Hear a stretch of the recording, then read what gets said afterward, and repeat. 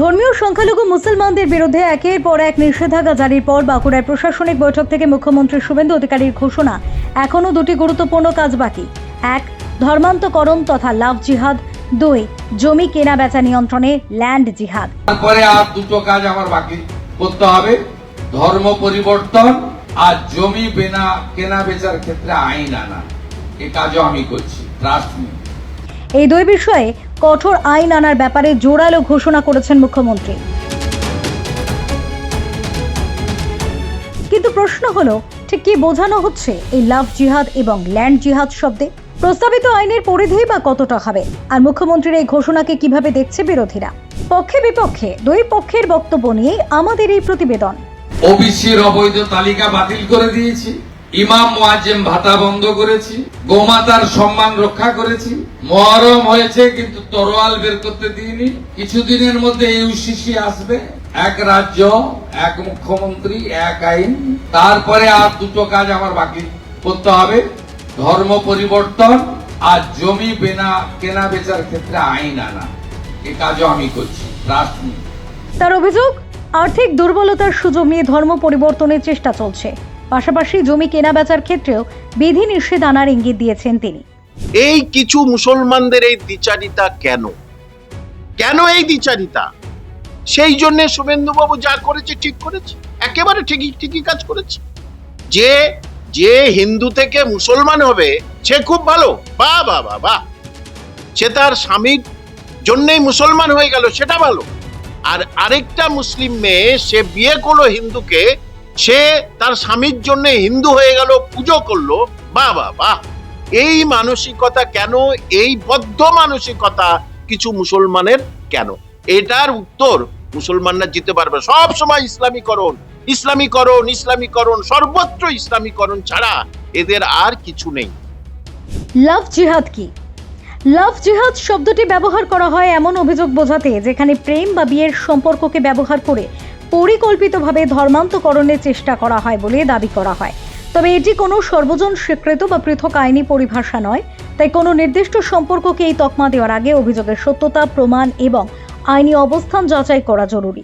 শুভেন্দু অধিকারীর যেটা প্রথম করা উচিত, বিজেপির যে সমস্ত বড় বড় নেতারা, আমি নাম নিলাম না, যাদের মেয়েরা মুসলমানে বিয়ে করেছে, যাদের বাড়ির ছেলেদের সাথে মুসলমানদের বিয়ে হয়েছে, আগে গিয়ে তাদের ধরুন।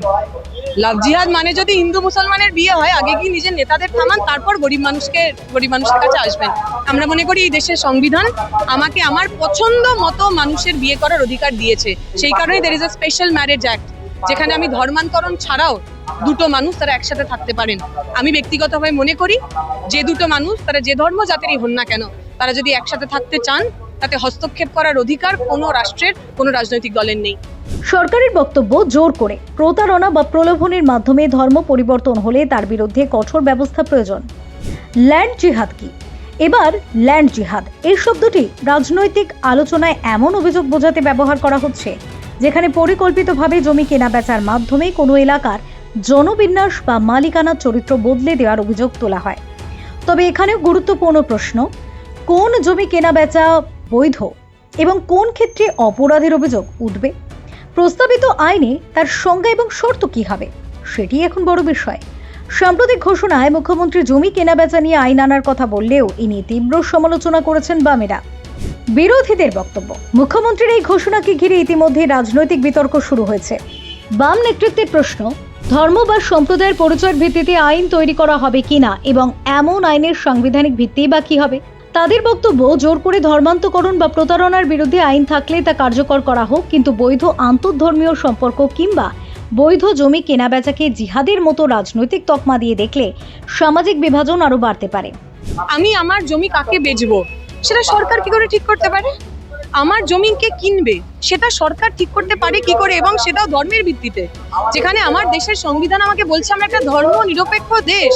একদিকে সরকারের দাবি জোর করে ধর্মান্তকরণ, প্রতারণা কিংবা পরিকল্পিতভাবে জমি দখলের অভিযোগ রুখতে এই আইন, অন্যদিকে বামেদের প্রশ্ন, আইনের নামে যেন কোনো নির্দোষ নাগরিকের অধিকার খর্ব না হয়।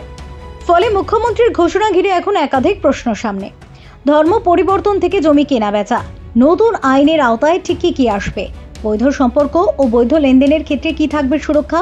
আর আইনের অপব্যবহার ঠেকাতেই বা কী ব্যবস্থা থাকবে?